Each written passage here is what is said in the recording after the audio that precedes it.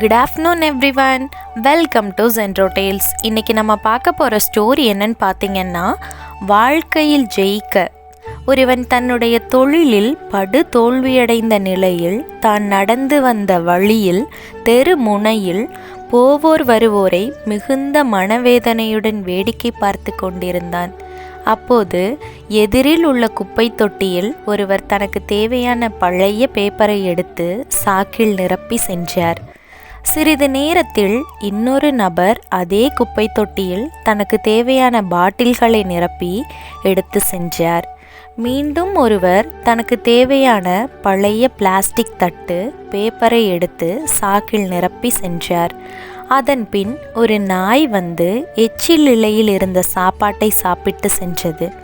கடைசியாக வந்த ஒரு பசு குப்பையில் கிடந்த பச்சிலையை சாப்பிட்டு தன் பசியை போக்கிக் கொண்டது.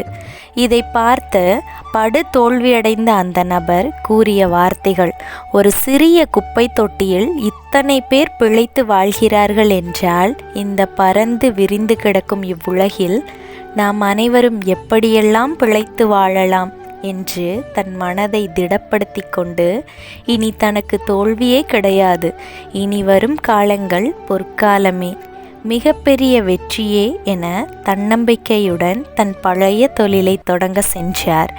இந்த பரந்த உலகில் நாம் அனைவரும் ஜெயிக்க பிறந்தவர்கள். Let's think about it.